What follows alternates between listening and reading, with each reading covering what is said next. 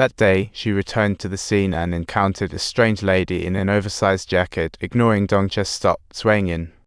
When Dongja walked in confused, the lady squatted like a storyteller, recounting the exciting episode of that day. Her detailed account was like an eyewitness, mysteriously telling Dongja that Japanese is a demon wants to turn villagers into fried tofu. Just then, Dongja's phone rang, and the moment she turned around to answer, that mysterious lady vanished like a magician. She hurriedly searched inside, but the moment she opened the back door, what she saw would haunt her for life. Not far away, a Japanese man in a diaper was enjoying an animal carcass on the ground. The sound of the door caught his attention as he slowly turned to Dongja, as if inviting her to a picnic.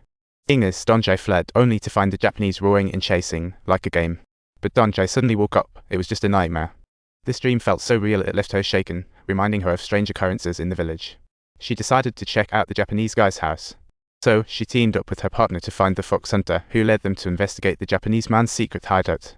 As they got closer to the Japanese guy's place, strange things kept happening. The first thing they found was a pile of corpses, like a barbecue party gone terribly wrong. Before they could recover from the shock, the bright sky suddenly turned stormy, and heavy rain poured down, as if the heavens were joining in the theatrics. Amidst chaos, Fox Hunter was struck by lightning and fainted. Luckily, Dongja and Chengfu rushed him to the hospital, saving his life. However, as Dongja was leaving the hospital, she saw an even bizarre scene, the murderer trembling and struggling on the bed, like a chicken in a duel. 4, 5, 6, 7 medical staff were barely able to hold him down, and to everyone's shock, this so-called pockmarked killer actually broke. Dongja was freaked out, so she went to a bar with her partner to unwind, only to find a lady at the next table with the same pockmarks on her neck. But the lady seemed oblivious, chattily laughing with her friends. Back home, Dongja kept mulling it over, feeling the strangeness deepening. Her atheistic views were wavering, and just then, a scream erupted from her daughter's room. Dongja rushed into the room, finding her daughter rolling on the floor in pain. She hurriedly picked her up, soothing her. "Don't worry, Dad is here." Initially shouting, Sayajin gradually calmed down. Dongja, still unaware of the severity, thought she just had a nightmare. The next day, she found her fish-allergic daughter had eaten 6 fish. It was bizarre, like a nuclear accident. This made Dongja uneasy, thinking of the strange events in the village. She decided to investigate the Japanese. So, she asked Chengfu to summon a Japanese-speaking priest. The 3 headed to the Japanese guy's house again, but when they arrived, he wasn't home.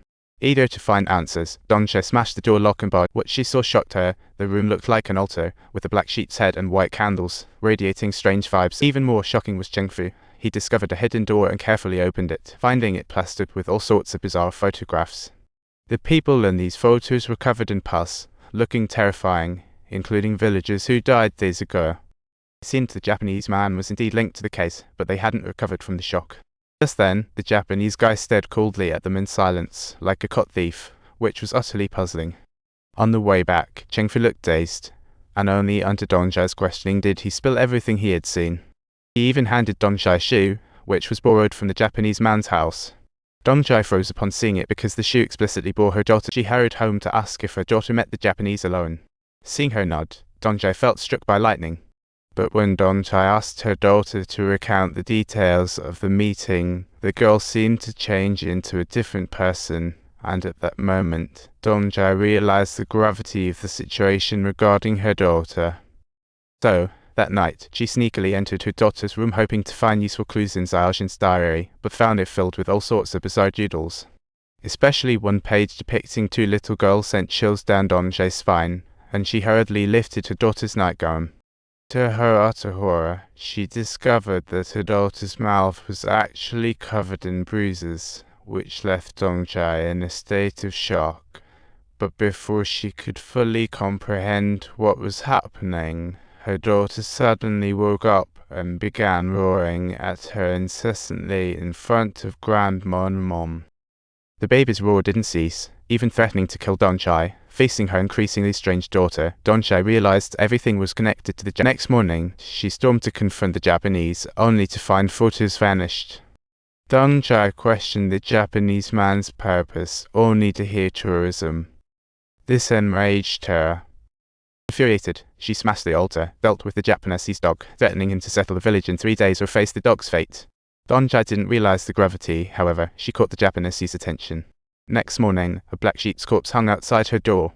Meanwhile, Dongja inexplicably suffered a stroke. During her treatment, another evil reared its ugly head, sending her family into a panic. Sayajin had actually injured the neighbor's in the chaos, a man claiming to be the one Tai Sin arrived, asserting that Sayajin's condition was definitely due to possession, as he could sense the evil energy in the yard from outside the gate.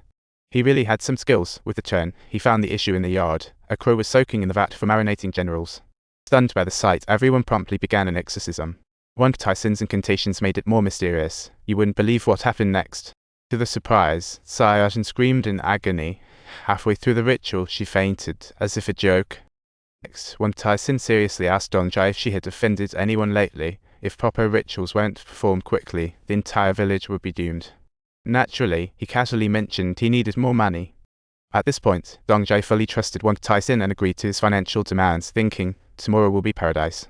No doubt, while changing clothes, one Tai Sin shockingly wore casual wear just like the Japanese man, leaving everyone dumbfounded. On the day of the ritual, while one Tai Sin was preparing, the mountain-dwelling Japanese man was also setting up an altar. Could it be that they were teaming up for some mischief? Many viewers misunderstood ill-explained at the end.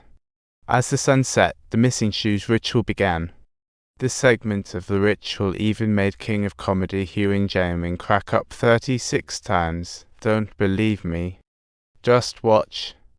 As one Tai Sin's incantations grew more intense, this hip-hop battle is bound to make you laugh out loud.